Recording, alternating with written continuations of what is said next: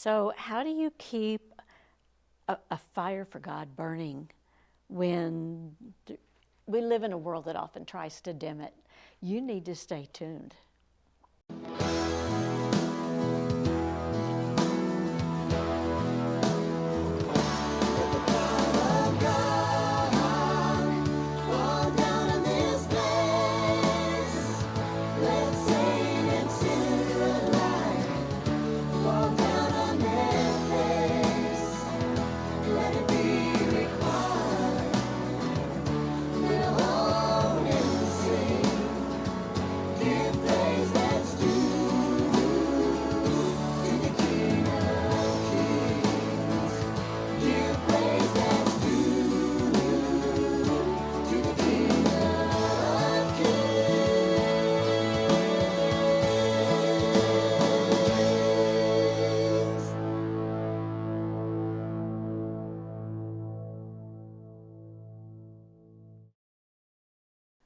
Welcome to God Answers Prayer. I'm Linda Tiano. We're glad to have you join us today. And let's get started by going to 2 Corinthians chapter 5, verses 14 through 17. For it is Messiah's love that fuels our passion and holds us tightly because we are convinced that he's given his life for all of us. This means all died with him so that those who live should no longer live self-absorbed lives, but lives that are poured out for him, the one who died for us and now lives again. So from now on, we refuse to evaluate people merely by their outward appearances, for that's how we once viewed the Anointed One. But no longer do we see him with limited human insight. Now, if anyone is enfolded into Messiah, he has become an entirely new person. All that is related to the old order has vanished. Behold, everything is fresh and new. Tyler Mcdowell is here to share his story of experiencing unlimited vision. We'll be right back with Tyler after this. Well, welcome back, Tyler. It's good to have you here on God Answers Prayer. I'm glad to be here. It's an honor. I'm excited.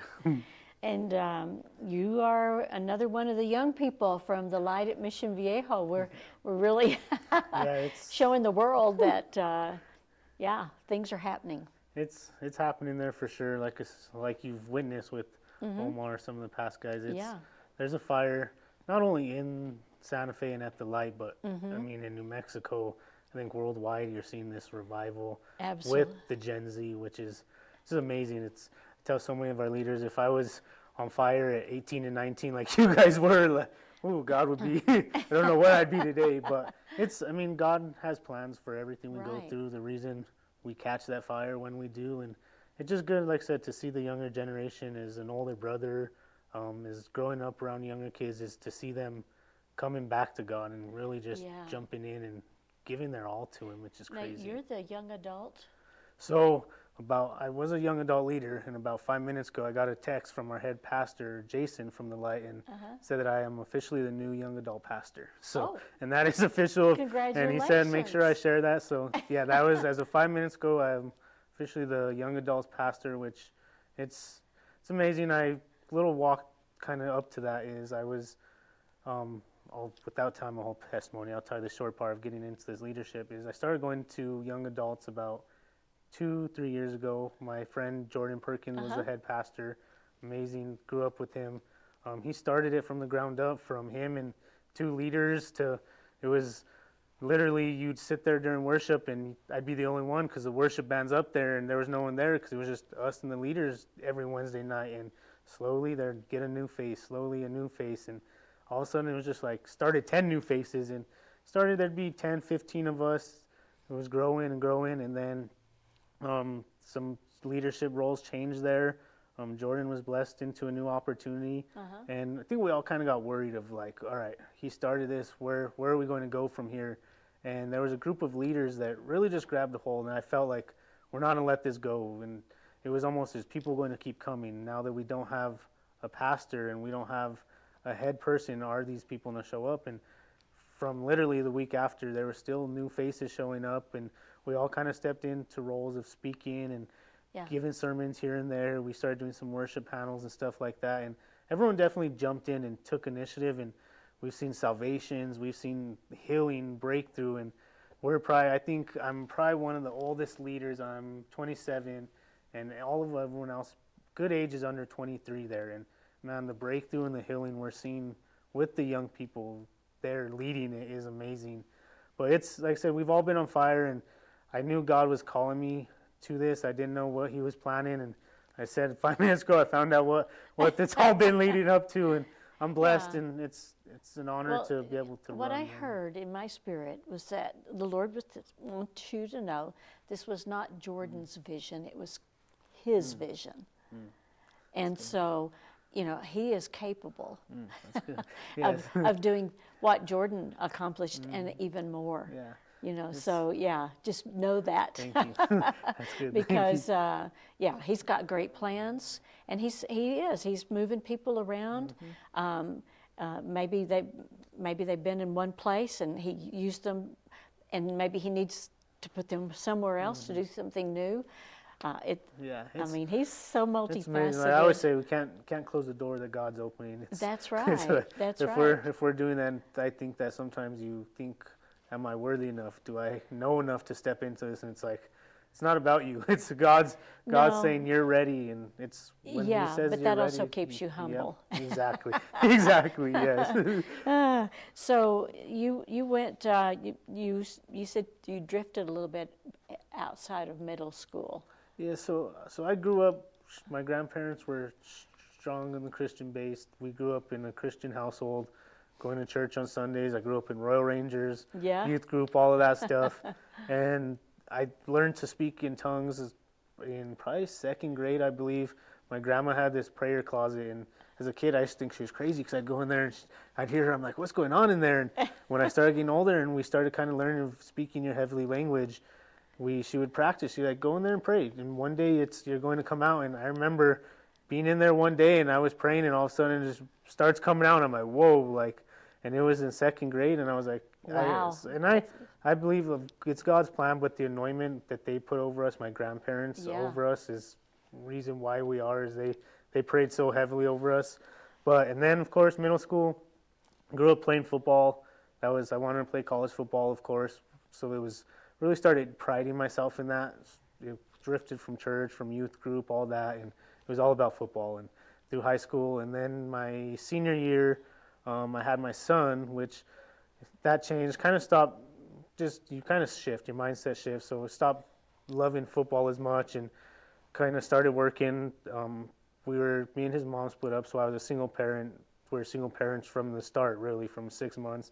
So it was kind of battling that as well, but I lost the love of sports, and then I kind of started feeling like I needed to find a new go-to, and I had buddies that rode bulls. I've always wanted to ride bulls growing up, began to ride bulls, and then I began to pride myself in that, and it was bad. I tell people I was loving God with my mouth, but not my heart.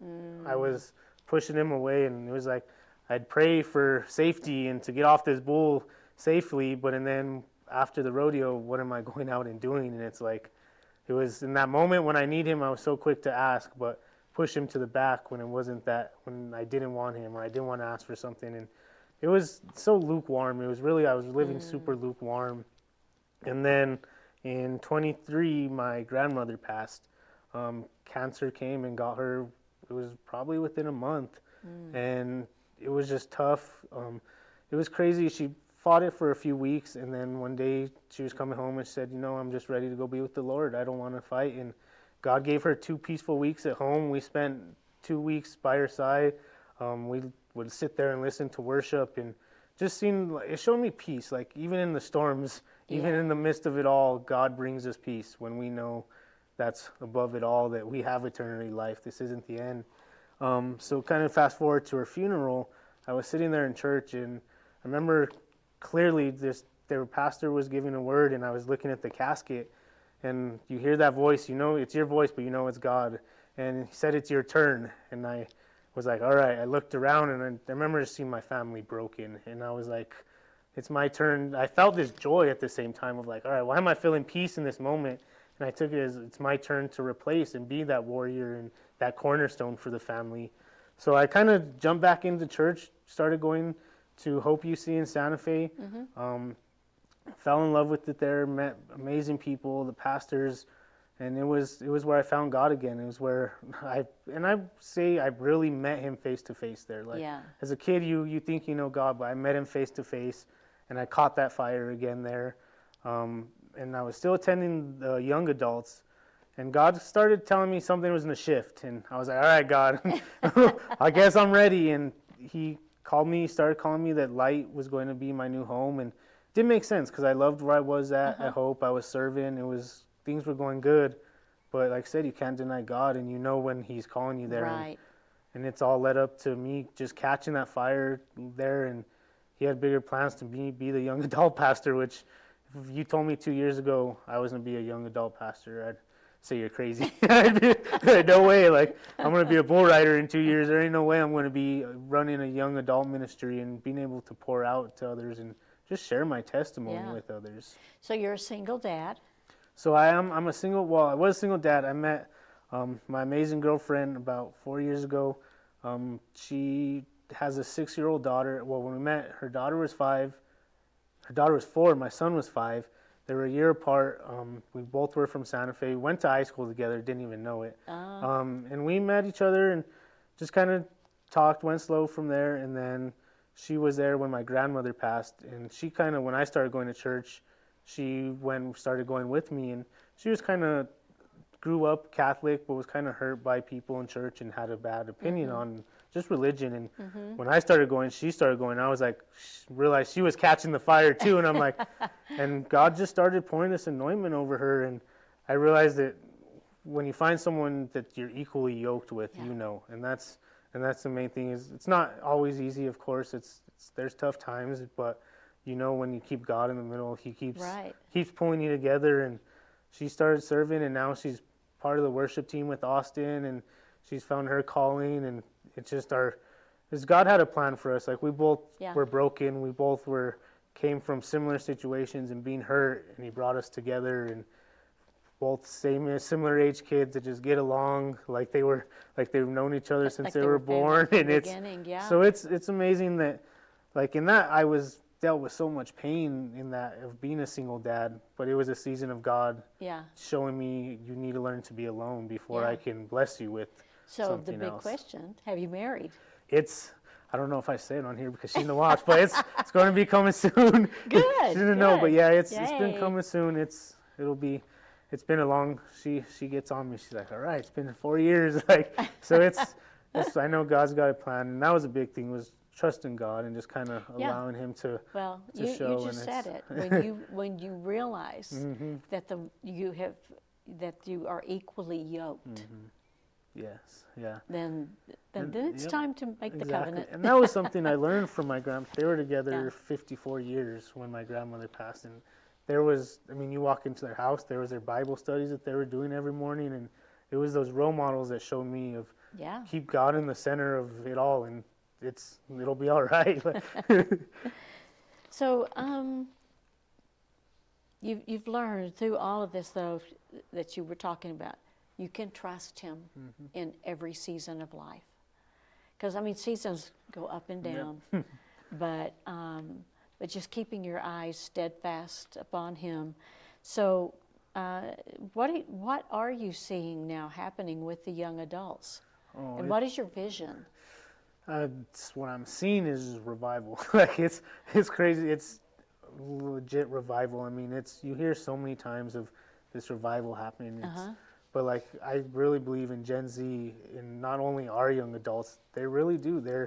They want God more than ever, and it's not only for themselves. You're seeing people wanting to come in for their families and for their parents. You're seeing young kids bring their parents in and getting their parents baptized through them, and it's like, whoa, that shows that it's time to use that. And even parents that have been lost all these years, God's using the youth to bring them back, and just the serving hearts they have for whether it's behind the scenes on camera work, whether it's the worship team, whether it's giving a simple offering message, whatever it is, it's just they have this fire, and you're like, whoa, it's contagious, and I want to see it grow.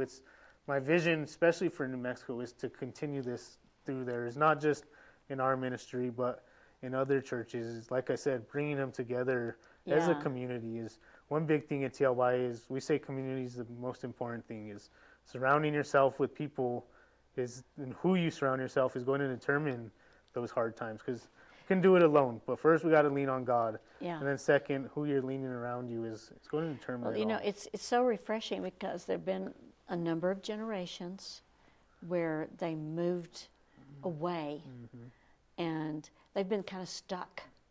And now, and it was like when generations, Yeah. this new one came, it was like, oh, wow, and seeing what's happening. And I just want to encourage all of you out there today, do not be discouraged. And as we're hearing, things are happening among this younger generation, and they are like, pardon the pun, but taking the bull by the horns. And so, you know, I mean, and so don't despise that. Encourage and be a part of it, regardless of what your generation is. I don't know about you, but I'd like to be a part of the generation and be youthful and be an encourager. So keep them in your prayers. We'll be right back after this. Well, we're back, and you know what What message has God placed on your heart for the generation? I think it's kind of goes back to the seasons, is especially growing up is in this generation, it's a little tough. I think you have this picture of you have to have it all together. You have to have the right job, you have to have the money, you have to be married and have all these kids by the time you're 30, and there's this picture they're starting to paint and it starts to give you feel like you got to reach too high, and it's not the case. God has a different plan for you. Your season doesn't determine his presence. Yeah. Like we said, you have these seasons of winter, these seasons of fall where God's going to prune you. He's going to prune out people. He's going to prune out relationships and these habits. He begins to do that, and it's the hardest thing, the biggest thing I tell so many people that are young adults is the season isn't going to determine where he is. It doesn't determine. It doesn't define you necessarily. It doesn't define you exactly, and he's still working even in those seasons when you feel like you're at rock bottom. He's there, and I've learned to say, God, I'm why, instead of asking him why am I here, instead switch it to the mindset of what are you strengthening me for? What is coming out of this storm? Because all good things are going to be turned to bad. I mean, all bad are going to be turned to good, and it's just getting through it and trusting him in that process. Do you feel like this generation is one that is willing to reach out to the older generations to learn, to get wisdom? I do. I see that. That's actually something I see a lot of, is the hungriness of, especially I went to a conference a couple weeks ago here in Albuquerque, and you expect to see a lot of older crowd, and the amount of young people you were seeing to get from the older and the wiser, and it's the thing is we need to realize the elders of the church, the elders around us. I mean, that's who God placed there. They're going to pass down the mantle to this younger generation. And I see a lot of, especially at our ministry, coming to the elders and asking for advice. And I think it goes back to, as the elders too, is of welcoming us as like the younger generation. We're not here to step in and replace. We're not here to push the elders out and be like, all right, it's the younger generation's turn. That's not what we're here. We're here to join them and know that, hey, you guys have us. We're here. We have this fire. Like, we want to spread with you guys and continue this. So it's cool to see that they're connecting with the elders, and I think it's a big thing for the elders to realize that it's time to kind of, like I said, allow us to come in, and we're not pushing you out. Just we want to join. We want to. Well, we want to be there's a real synergy that can happen there because, that your youthfulness, your enthusiasm, that is coming forth. That builds a fire under others that maybe have kind of grown a little bit weary in well-doing. Yeah. And it's like, no, let's do this together. Exactly. And I mean, you think about back in the days on the farm, the farmers did what they could, but the young ones coming up were the ones that had the strength and the ability to do things as the older ones diminished in certain areas, but that didn't take away, because it was all just a part of how things work, and it's building together. And I was like, you hear so many people talking about this revival, and I was talking to Pastor Jason a couple weeks ago, and we were saying there's a revival happening, but if the churches don't grab a hold of it, they're going to miss it. If we're not realizing that something's happening, and we're just kind of going through the same old routine and not snapping that God's stirring something, then it's these churches, we're going to miss it. Santa Fe is going to miss it. Albuquerque is going to miss it. New Mexico as a state's going to miss it. If we're not all coming together as believers and realizing there's a fire, let's pour our gas into this and see what God's stirring up. Because if not, God's going to keep on. That revival is going to keep on carrying, and it's going to leave us behind. And it's just our job as the younger generation and as elders to just grab a hold of this and run with it, because He's doing something. So what are you doing personally to keep the light going? I think that for me, I love that question, because I always tell our leaders is we can't pour out if we're not filling our own cups. And as a leader, I'm not perfect. There's times I catch myself not filling my own cup, and you're pouring out, and you're like, all right, God, I'm empty. I'm empty. Like, what do I do now? And it's a reality check of we shouldn't feel like that, because our words should be getting in it every day. I mean, that's number one go-to, and it's obvious. So many people say is wake up and pray and get in your word. And yeah, it's obvious, but it's the easiest. It's like you wouldn't get up and not drink water or not eat all day. Like, our Bible should be first. And I don't do it all the time. I mean, life gets a hold. I got kids. Sometimes I don't. And it's something is we have to, and it doesn't even have to be reading your word. You're driving to work, spend 10 minutes with the Lord in peace and quiet, and just fill your cup. And for me, personally, that's me, is my drive time. I drive all the time for work. I'm driving to kids' school. I try to take those times with worship or just spending it with God and just giving thanks to the little things. And that's what fills your cup more than anything, is when you're feeling broken and lost, start giving thanks for the little things. The fact you have a shirt on your back right now and you're alive and breathing, those little things start making you feel grateful, and slowly that gratefulness fills your cup, and right away you're like, all right, I'm good again. Let's go share. Let's go minister. Yeah. But just remaining in your word and remaining in prayer is the big thing, because you can go to church on a Sunday, on a Wednesday, and be filled up from worship all you want, but if you're not going to fill yourself up Monday through Friday, it's pointless. You're going to run out of oil. Life is so busy. And it's like I keep hearing, slow down, slow down. Let me lead you. Let me direct your path. Don't just because an opportunity comes, don't just grab it. You need to pray about these things, because maybe we're grabbing other people's blessings. Yeah, exactly. And that was kind of something as far as stepping into the new ministry at TLYA. Is when it first all this shifted, I got hungry, like, all right, this is my chance.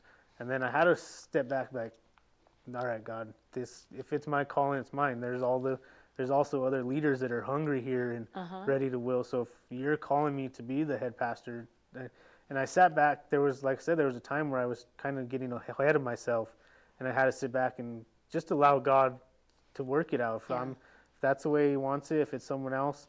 And I told other leaders, I said, I want you to know, no matter what, this ministry is what I'm on fire for. Whether I'm your head pastor, whether I'm a sound guy, I'm here to pour out that fire. And it's crazy how when I decided to sit back, God was like, all right, now you can step into it. You just had to step back and realize that I'm in control. Don't jump ahead of my timing. So yeah. So you're bivocational, right? Or do you work just strictly for the church? So no, I have a full-time moving company. Me, my dad, and my 3 brothers have a family-owned moving business, and we do out-of-state, local stuff for interior designers and stuff like that. That's great. I'm blessed to be able to work with my brothers and my dad. That's the biggest thing. My dad had a heart attack about 3 years ago, and it was scary for a while. I thought we were going to lose him, and that was an eye-opener of taking advantage of being able to work with them is precious time that a lot of people don't get with their brothers or their dad. And to me, it's important. Family's always been my number one thing. Yeah. Is if your family's not involved, there's no point. But opening your, like you said, you got to slow down sometimes. we gotta realize what's important and what in this world are we getting to looking at the worldly view too much. You're not called to do yep, everything. Exactly. Yep. Exactly. He's the only one that can do that. Yes. Well, thank you so much, Yes. Tyler, Thank you. for coming Yes. and sharing with us today. And I just want to ask you to please keep Tyler and the Light at Mission Viejo in your prayers. I am praying that fire spreads across this state and throughout the nation. And, just spend that time with him. Listen to his voice. And then walk in his ways. He will show you. So today, if you haven't said yes to Yeshua HaMashiach, the Messiah, Jesus the Messiah, let this be that day. And it's just asking him to come and sit on the throne of your heart and acknowledging who he is. But please, give us a call. The number is right there across the bottom of the screen. We've got prayer partners that will pray with you. And they'll make sure that if you don't have a Bible, that you will get a Bible, okay? So may the Lord bless you and keep you. May he make his face to shine upon you. May he lift up his countenance upon you and give you his everlasting peace. Shalom, shalom. Joining us today on God Answers Prayer. If you or someone you know would like to be a guest on our program, please contact us by visiting kchftv.org and click on Share Your Testimony. Our prayer partners are here to pray for your needs. Call us today at 505-345-4165. We appreciate your prayers and support. Join us again next time for more inspiring stories and testimonies. Remember, God is always listening, and He answers our prayers in His perfect timing.